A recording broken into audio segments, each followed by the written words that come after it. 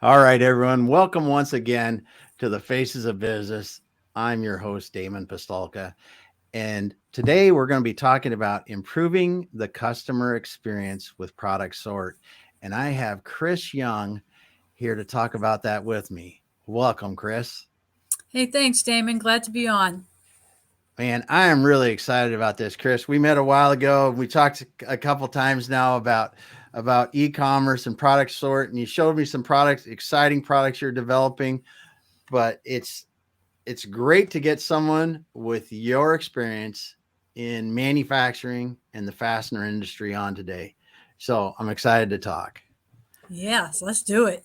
All right. So without further ado, Cris, let's talk a little bit about your background. Kind of, I mean, when I say you've been in the fastener industry for a while, you've been in the fastener industry for a bit because you started out really young at this. I did. I did. I started out actually in a hardware store with my dad, Yeah. packing for the customers' orders. Yeah. So that just led me into the world of in industrial supplies, and from there I've worked for UPS. I've worked for small distributors, and I really like the small distributor atmosphere and culture, and that's where I got to hone my technology skills and appetite for just learning how to take a problem that exists in the manufacturing distribution world and solve it. Yeah, yeah, and you've got. I mean, we're talking about fasteners, but I mean, you've got a wide ranging background because you have worked for the SBDC, Mhm. helping consult companies that wanted help with the SBDC. Correct? I did. That was just an enlightening experience for me. I got to work with other small business owners that were having issues with, you name it, from hiring to exporting, and that just opened up my eyes to so many more. Avenues and opportunities out there in the small business world. So I was really happy to be able to do that. I worked as, not worked as, but volunteered and served on the Women in Manufacturing Yep. out of Ohio. That again was another great opportunity for me.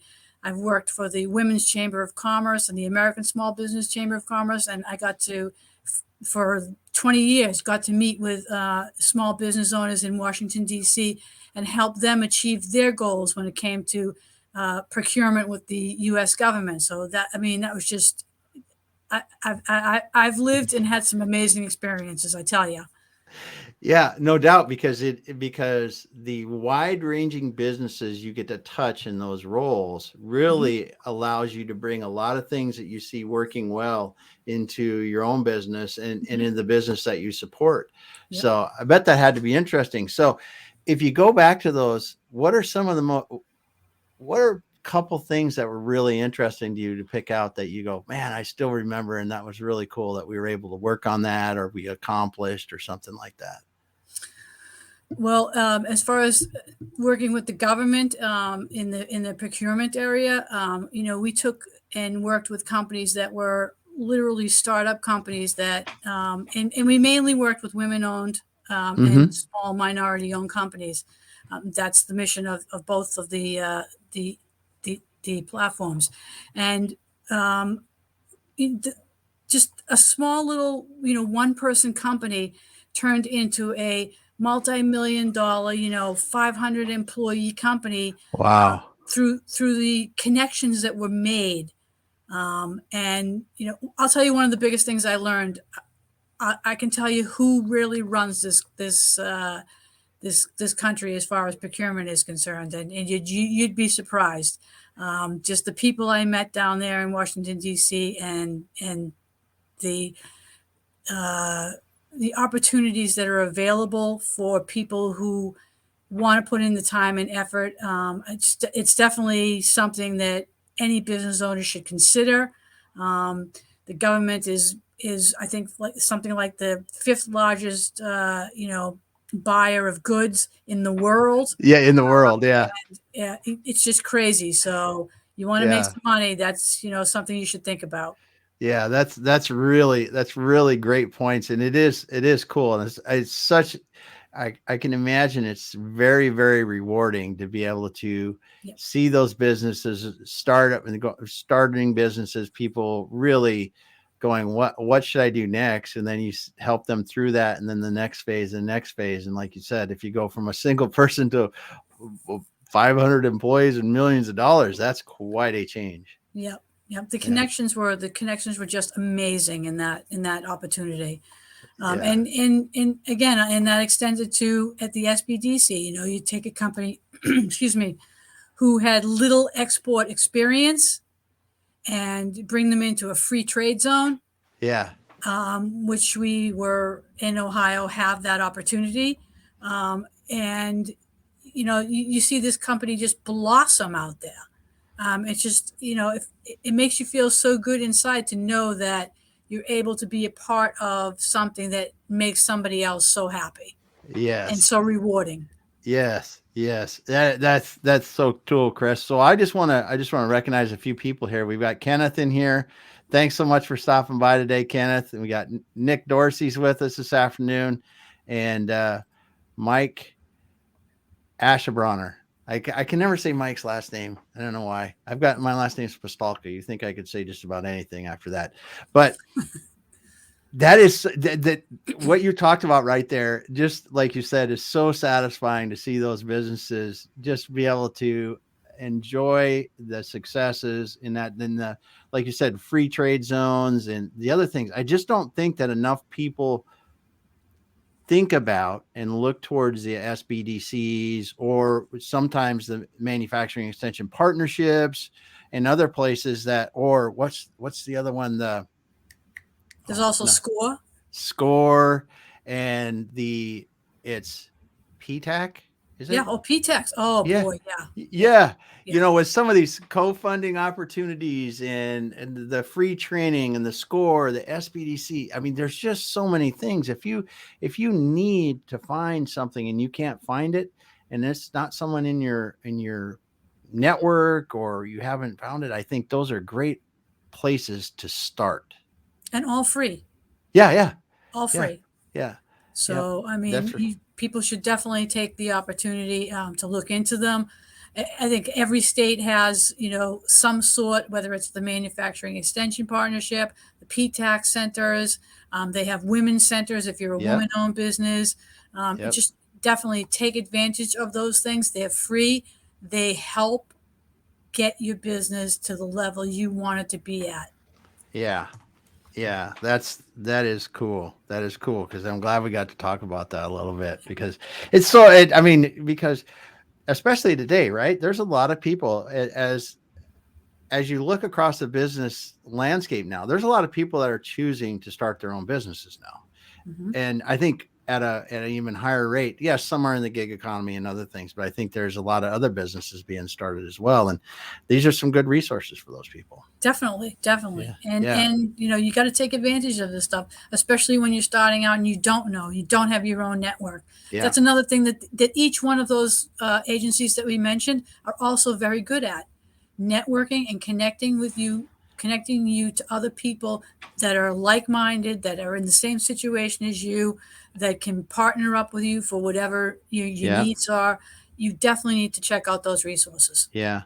Yeah. Cause those peer opportunities to meet people that are, in the trenches with you, Mhm. fighting the same fight is so important because they're people to talk to. How did you go through this before? What have you dealt with this or not? There's just a lot of things. And, that network is invaluable at that point. Yeah, they have. I'll tell you another thing that really I found very helpful in my journey. Um, the Small Business Development, no, the SBA, Small Business Administration, Yeah. has a program called Emerging Leaders, and Mm-hmm. for small business owners, and there are some qualifications. You have to be earning or driving so much revenue and Mm-hmm. have a limited amount of employees and stuff. So there are some criteria that you have to follow, but they have a program, Emerging Leaders, that I think it's 7 months Wow. 2 nights a week, or at least the class that I went to. And basically you get an executive MBA out of it. Wow. And That's it's for crazy free. cool. It's That's for free. crazy cool. Yeah, you learn the ins and outs of every aspect of your business, from legal to accounting to Yeah. importing and exporting. I mean, just the whole gamut. And it was really, really a great experience. I don't have a college education. I started when I was, a teenager working, and Yeah. just continued my career through that avenue.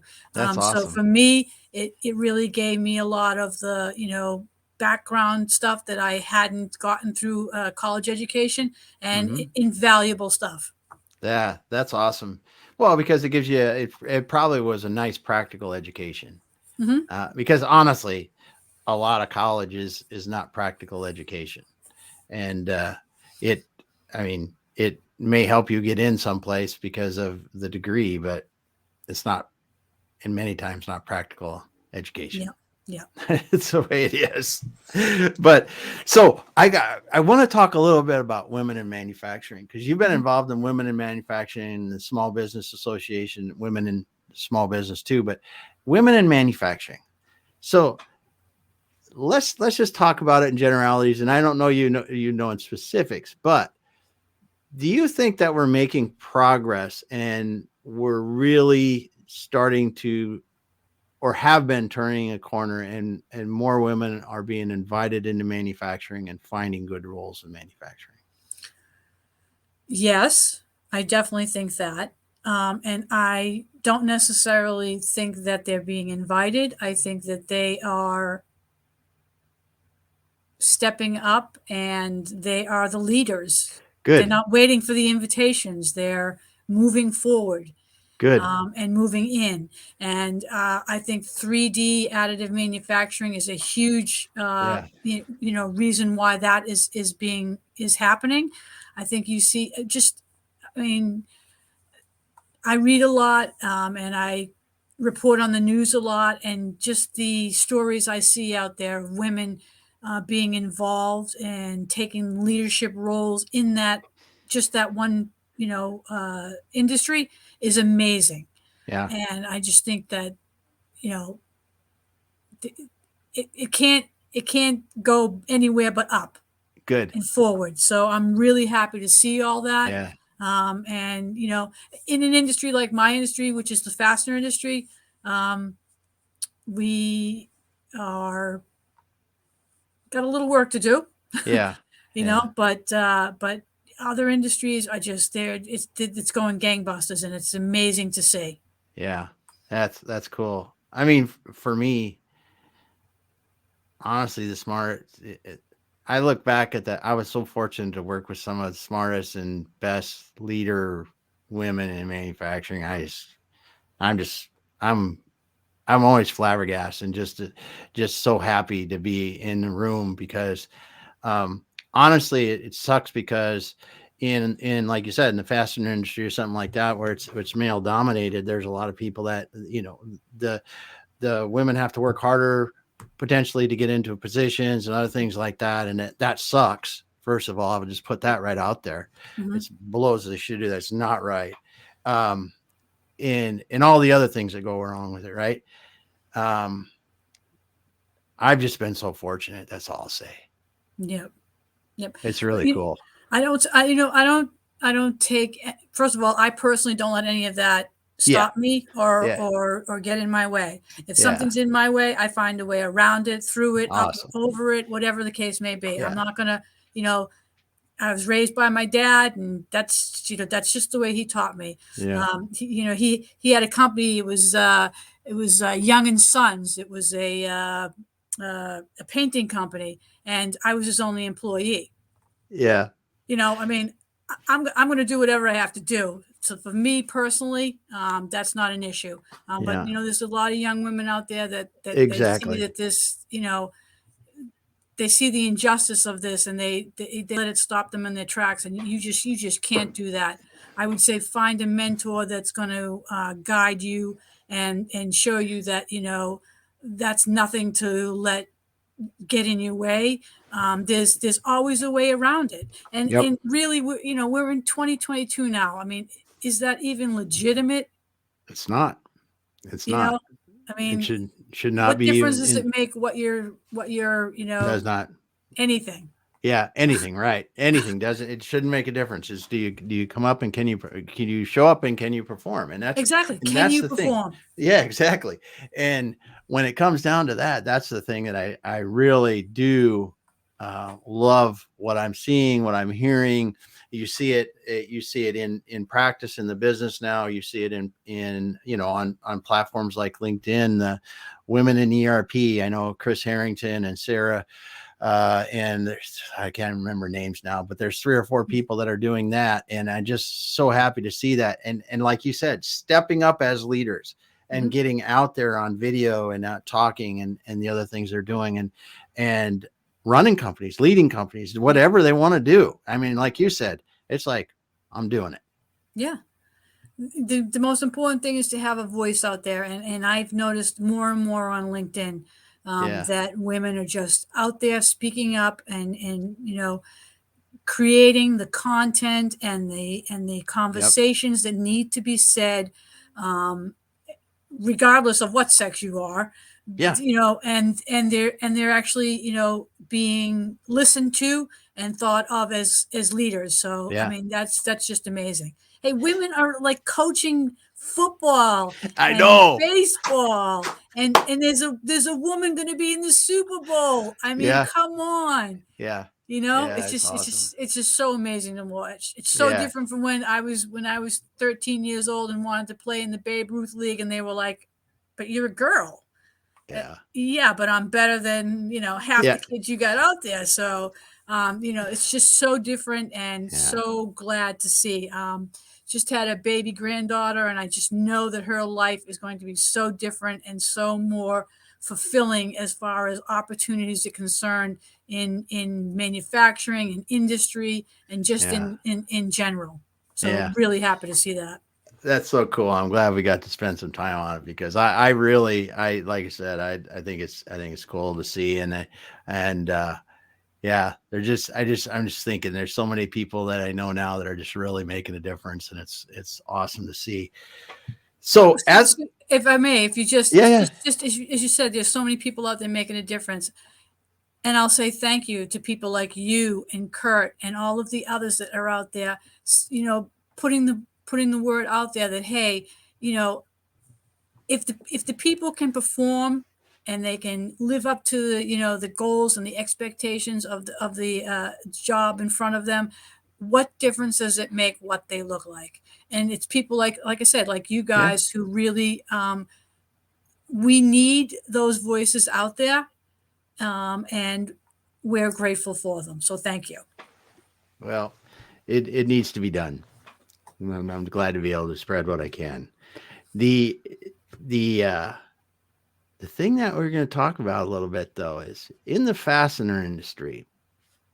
You've seen quite a change over the years in the way that the fastener industry and how the products are sold. I bet it. Oh yeah, yeah. Yeah. Used to be, your grandfather would pull up in his pickup truck, and he would, ask you what you needed and fill up your bins in your little shop out there, and then he'd drive off, and he'd show up the next week and do the same thing again. Well, it's not that way anymore. Now it's everybody wants things instantly, and they want to be able to do it themselves, self-serve. So everything's moving online, and Yeah. that was a huge problem in our industry. And we started back in 1999 dealing with this. And, I worked for a small distributor, as I said, and we went through every software application that we could come across that told us that they would be able to help us sell online.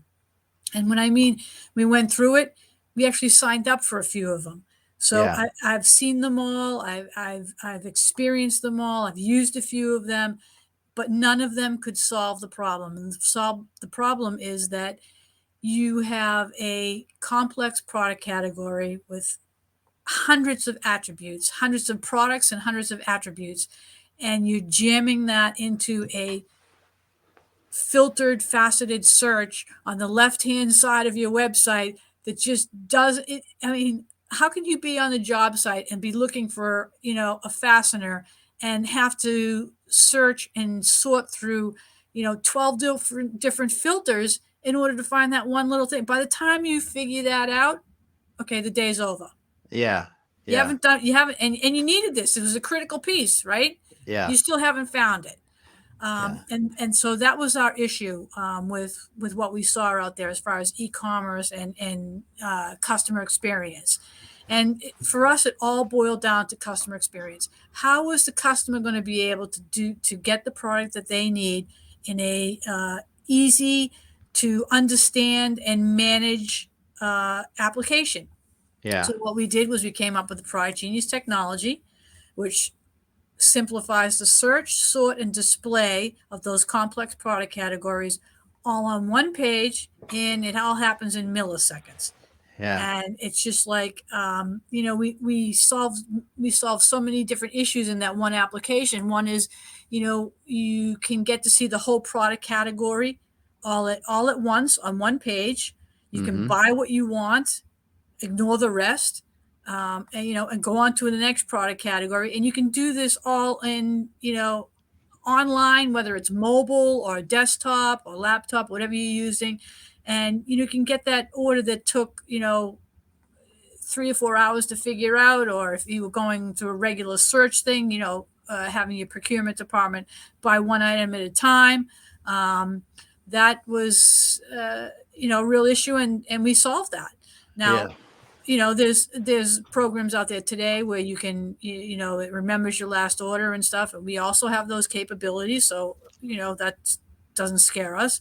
But it's for the guy out there on the field who's coming up with a job. He needs something right away. He needs to find it right away. He's going to go to his supplier's website, and he's going to look for it. And he's not going to be able to find it because of that long, tedious system that's in use currently today. Yeah. And that's what we're trying to change. Yeah. That's cool. I mean, I remember I've limited purchasing experience. I'll just say that right now. But even in the limited that I did, when you were buying fasteners or in the sheet metal industry where you're buying inserts that go in, that are you're buying, it has to be a quarter 20 insert, and it's got a certain finish and a certain length. And so there's so many different things that go into that one thing. By the time you get down to it, and even I think probably the first time I bought like that online was in the early 2000s. And it's it still is in a lot of places. It's just really clunky. It's really clunky. If I wanted a quarter 20 socket head cap screw that was a grade 8 and 2.5 inches long, it might take you a long time to find that stupid thing. Yeah, well, let's go put it this way. It's going to take you like at the minimum, 90 seconds to figure it out. And that's even if you put it in the search box and, you type it into the search box. You're going to come up with a list of stuff. And I bet you that 5 out of the 6 items that show up aren't even related to what you put into that search box. That is such a great thing. I'm sure you're right there. The search out there is just terrible for industrial products. So our process you list the product category in step 1, and you list all the variations of that product in step 1. You click on the radio button. Step 2 shows you the graph, everything that's available in there, and then you add it to your cart. Boom, boom, boom. You're done. You're on to the next thing. You're not, Joe's not out there standing there waiting to try to figure out where is he going to get that item from. Yeah. He's going to be able to do it. He's going to have it, and he's going to know he has it on order within 30 seconds. And that's the end of that. Now he can move on to, what he really needs to do which is get on with his regular job. That's one aspect of it. The other side of it is for your internal sales reps. Okay. You hire them to sell. Okay. Not to, shout out or have to type out specifications to your customers. Yes. Okay. You're paying them to sell. And our technology provides all that information all right there in that compact little, space online, so that the salesperson just types it in or tells the customer to type it in, and boom, there it is. All of that pertinent information is right there. And your salesman can say, you know what, how many you want? How many should I put on hold for you? Mm-hmm. Let's talk about, if you need this, you also need that. So he's actually doing the selling, Yeah. not the technical part Not of the it. searching. Yep, not Yeah. the searching, not the technical part of it. So, So as you go into this, I've seen the technology with you. We've gone through it. It's cool as heck. First of all, the thing that I really think, and I was talking to Ken Novak this week, and we got off on this somehow. He started talking about search and product search and how horrible most B2B product search is. And then I read an article last week about or a post or something. Somebody was talking about B2B websites that don't even list all their products. And I was thinking to myself, well, they probably do, but you just can't find them. Not because the data is not right. oh, So oh, how I mean, compared to where you need to be, being perfect, being 100, how bad are most people's data sets on the backside of these things before they get started? I mean, are we 10, we 20, we 50% of the way there? I mean, because you have to have this stuff right. Otherwise, you can't tell the computer how to show it to people right. Correct? some people are actually negative, I hate to say. Yeah. Yeah. So, data is my data. Oh boy, we could go on and on about data. If What's the you don't, key? It's the key. If you if have your you, data all right, everything else comes out so nicely. Because if I know this is this product category, and you go down these lists, because I've got clients where we've got, we're running 200,000 different SKUs, right? And yep, different suppliers, different SKUs, and the manufacturers that have their stuff together, their categories are really nice. And when you want to go through and look at things, the sort gets much better. But yeah, if it's not right, like you said, they're negative. So what are some of the things you typically run into when you're looking at this? everything from misspelling, duplicates, for instance, in one product category that we were working on, hex cap screws, we had one vendor that had the same, what should have been the same description for the same product, spelled and written out 11 different ways. Yes. I mean, you can't have that. And it doesn't matter whether you're talking about e-commerce, product information, or digital assets, or content management. You need to have clean data. So Yeah. I would say for anybody out there looking to get online, make sure that your data is 100% accurate. Yeah. If you have to pay somebody to clean it, then do it, because I'm telling you, in the long run, you're going to save thousands of dollars in wasted time and effort. Because here's what happens, and I know because I've done this personally. You hire a company, they're going to put you online. Okay, they're going to put you online. They get all your data, and the minute they try to enter it into the e-commerce system or ERP or CMS system, CRM system, excuse me, nothing matches up. Mm-hmm. Nothing's matching up. Your pictures don't match. Your technical information's not matching. You have one item that's listed 6 different ways. You just, and all of that costs money. And it costs money not only in you having to redo it. It costs money in because your customers can't find the products. Yes. And that's the big thing right there. The customers can't find it. They can't buy it.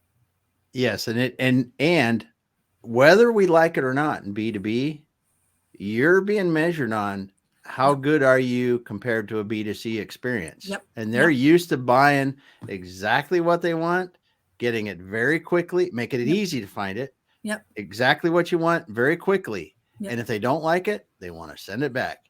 Yeah. And that comes to my Or they next go thing. someplace else. Or they'll go someplace else. They Yeah. can't find it on your website. I guarantee you they're going someplace else to find it. Yeah. And that means you lost a customer. And if Yep. you lost a customer on that one item and he buys 10 other items, guess where he's going for those other 10 other items?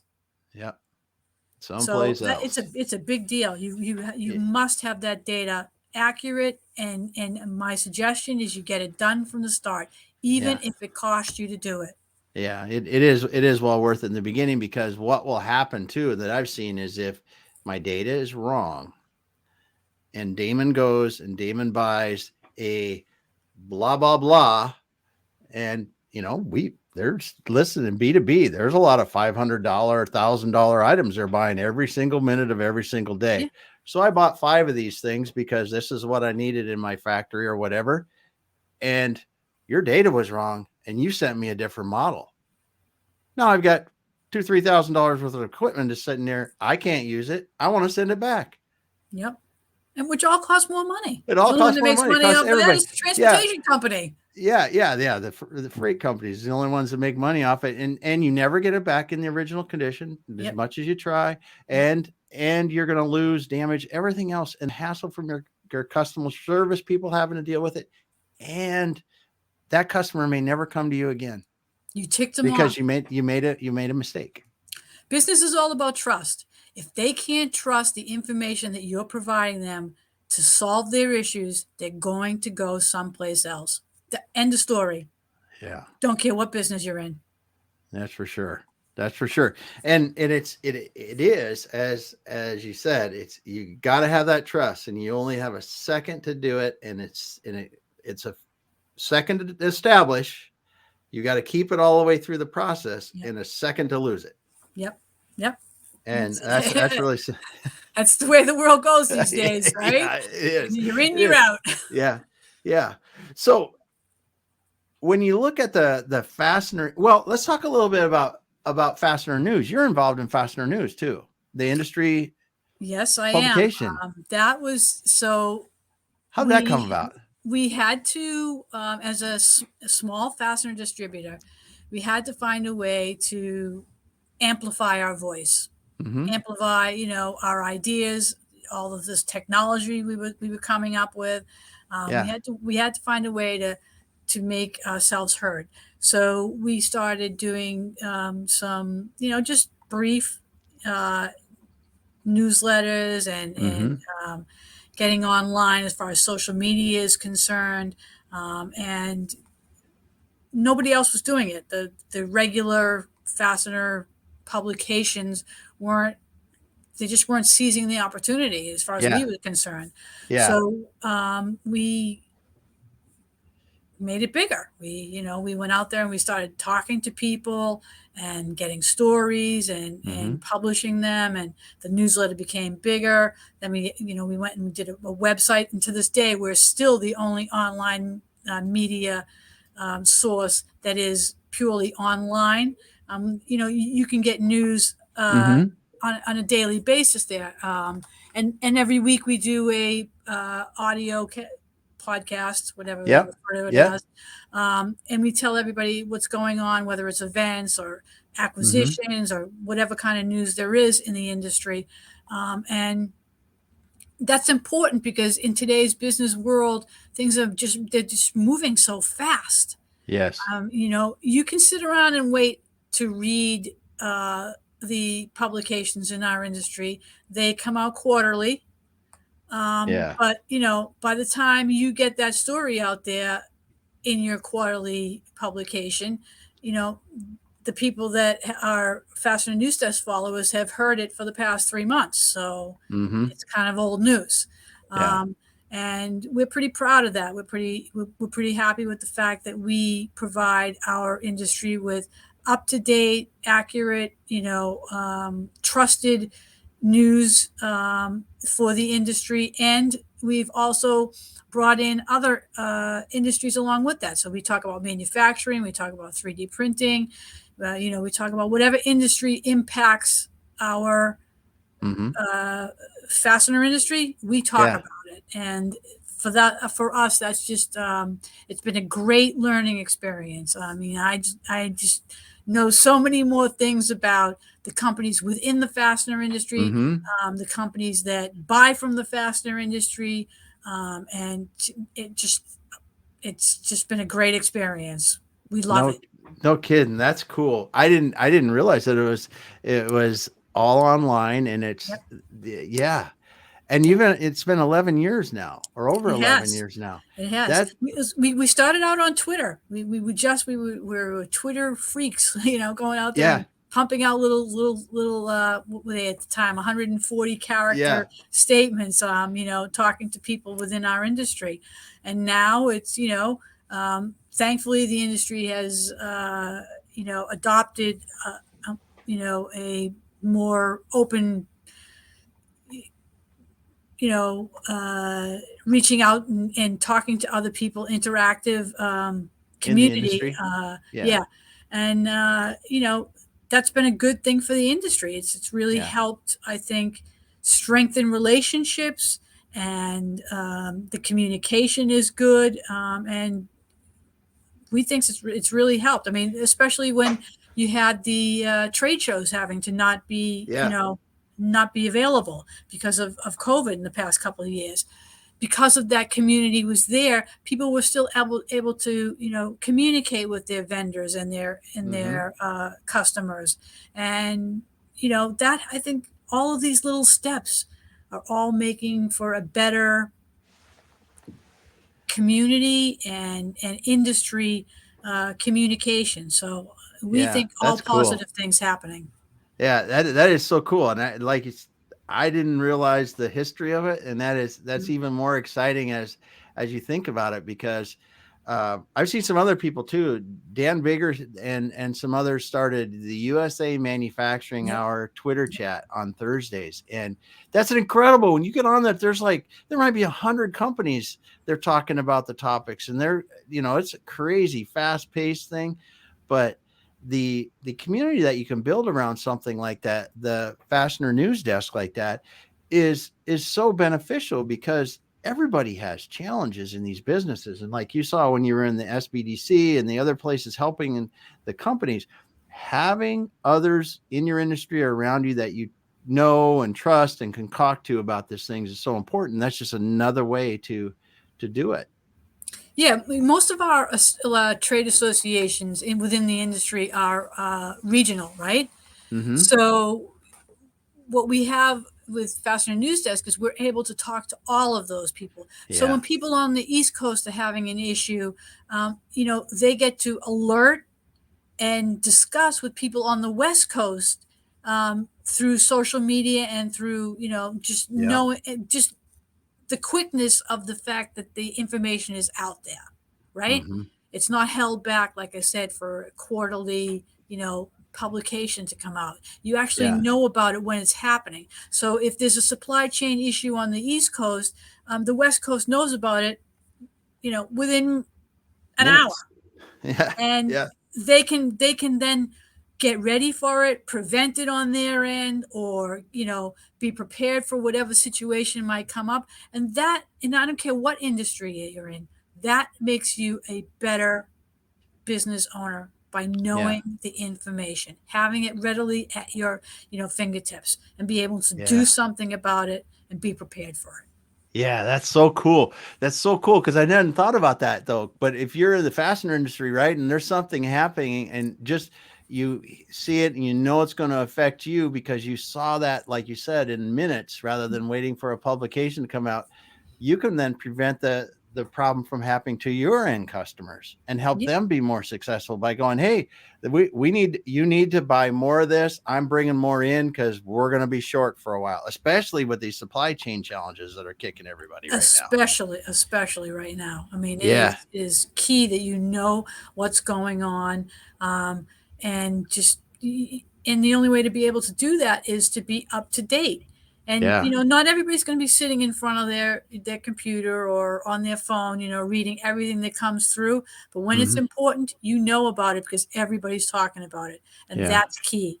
That's Yeah, key. that is. That is. That's so cool. So cool. Well, we got Joseph Stepke stop by. Hey, Joseph. Oh, you got to check the spelling there on Chris's name, but Thanks for stopping by, Joseph. I know Joseph, so I can give him a bad time. But yeah, that's super cool. I mean, especially now, because I mean, you don't plan these things, right? You don't Mhm. plan these things like in our company. We got quite honestly, we had no pre thoughts about COVID or anything like this. We started going virtual in 2019 because we wanted to be able to service clients nationally, and it's like I didn't want to be on the plane as much as I was for most of my career. And I said, this, we have to figure out how would we do what we do virtually. And if I can do it with my neighbor, I can do it with anyone across the United States. And that's Mhm. what we did. And like yours with the supply chain challenges, I think you got to probably be hitting some of that because now you can react and get the information out so quickly. Yeah. Yeah. Well, so most of our the fastener supplies come in through the West Coast, right? Uh-huh. So if you wait to find out about that, a week or 2 weeks or Yeah, whatever, you on the East Coast, your customer is going to be screaming because now it's 3 weeks later exactly. and he still doesn't have his product. All right. Yeah. If you knew about that right away, you could reach out to other vendors that are in the, similar Yeah, it had the same supplies. stock. You could be pulling stock from Exactly. vendors around You can be you. pulling stock from wherever you need to pull it instead Yeah. of waiting around to find out, oh, the supply's not coming in. It didn't get in off the ship, or the ship is sitting in the dock, or it's out to sea, or whatever the case may be, or it's going to cost you another 20,000. That's a big thing that we've been having in our Yeah, that industry right yeah. now is the Yes. cost of getting freight over here, Yes. or even getting a container. Um, Mhm. one thing we did through Fastener News Desk was we started when this COVID first hit, and we knew we weren't going to be able to have trade shows and whatever. We started a monthly Zoom. Oh yeah. We call it Fizz, Fastener Industry Zoom, and we met every month. And the issues and the people being able to talk about their issues about workforce, about supply chain, just Wow. about the PPE and being able to get it, or That whether is they so could cool. get it, whether they needed to have it, whatever the situation may be. We worked through that throughout the whole year, and Yes. people were able to, large companies were talking to people with smaller companies and vice versa, and helping Mhm. each other out and getting each other through it to keep everything moving. And that Yeah. was just a benefit to the industry. And for me, it was a great experience. I mean, No kidding. I'm loving it. I'm soaking it all up. Yeah. Yeah. Oh, that's so cool. I'm so glad I asked more about it because it's so interesting. And beneficial for your industry overall, like you said, because I think a lot of people now realize that collaboration is key. Even if you might sell the same product to some of the same people, but it's that's not that's not a biggest deal as big a deal as it ever was before. I don't think in the world today. Yeah, and if So you tend to be a regionalized industry, I mean, when you open it up to yeah. the whole country, in one shot, and they're like, hey, the guy in New Jersey's talking to the guy from Colorado, Yeah. and he never had that opportunity before unless he went to a trade show, which Hmm. happens once a year. Yes. And in once a year, you're not going to build a relationship. No. And by seeing somebody through your community multiple Yep. times, Yep. you Yep. talk to them more than once. You get this comfort around them, and they actually understand who they are and what they do, and they do the same with you, which is so much cooler. Yeah, So there's just a lot more opportunity available yeah. just that, interaction, networking, whatever you want to refer to it as. Just that Hmm. opportunity is there and available, and people should, take advantage of it. Yes. Yes. So with product genius now, I gotta ask. You've radically changed the search for complex one you know let's see, one to many attributes kind of items, with items with a lot of attributes like screws, nuts, bolts, whatever you want to thing. There's so many different kinds of industries this goes into, products. Yep. But when you look at the fastener industry, and I think Product Genius is a great place to start, because you look at those kind of items and it's such a huge number of SKUs and just subtle variations that make a huge difference in the end products that they make. Um, how much have they really embraced overall? The industry has embraced e-commerce. Do you think it's still half of the industry, or is everyone pretty much doing some of it, or what do you really see in the industry? My personal opinion is they have not embraced it as much as they should. Yes. But I think that we are an older generational industry. Mm-hmm.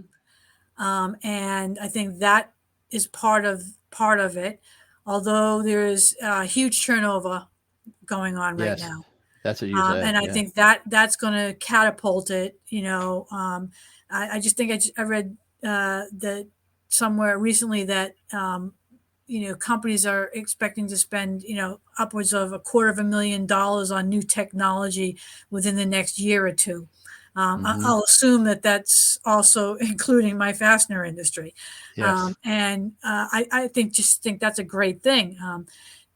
The other thing is I think that manufacturers tend to think that they don't need e-commerce.